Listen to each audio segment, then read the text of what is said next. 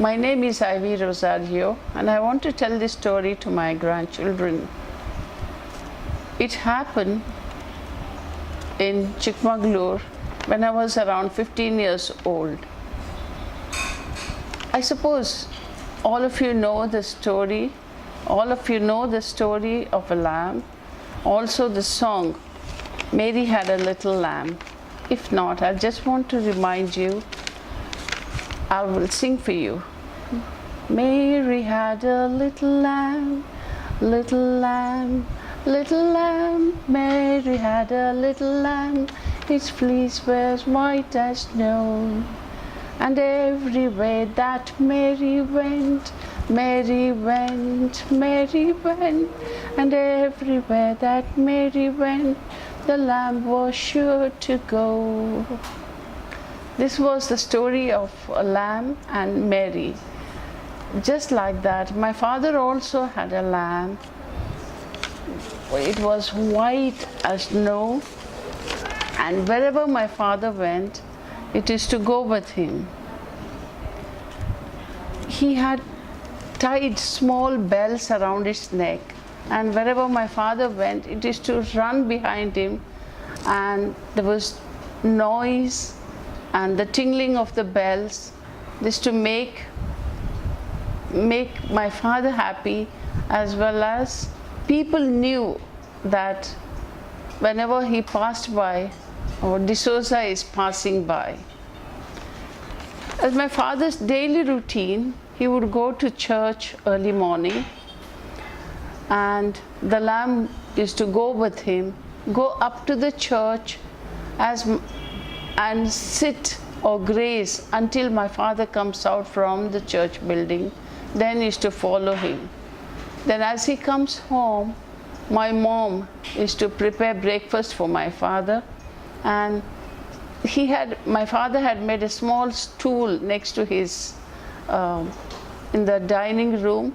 So the lamb is to sit there, and mom is to feed the lamb, and both of them is to eat, and then both of them is to walk around to the shop, to my father's shop. That was their daily routine.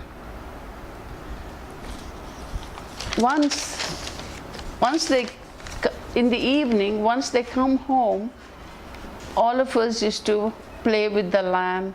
It is to jump, and in the end, when the lamb was tired, she had a small blanket. She used to go in the corner. She used to go and sleep in the corner.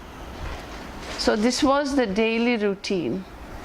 Apparently, the little lamb grew up and became a sheep. She was around 1.5, 2 years old, and still she was following my father. One day, my father had come home for lunch, and as usual, she followed him.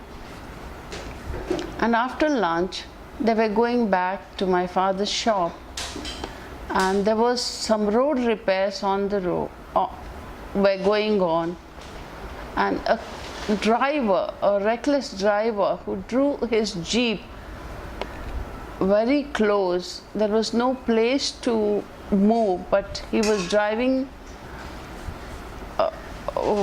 recklessly, and it so happened there was no place. The sheep pushed my father to the side, and my father was saved, and the sheep was hit and died on. As it was dying, she started bleating "bah," which means bite.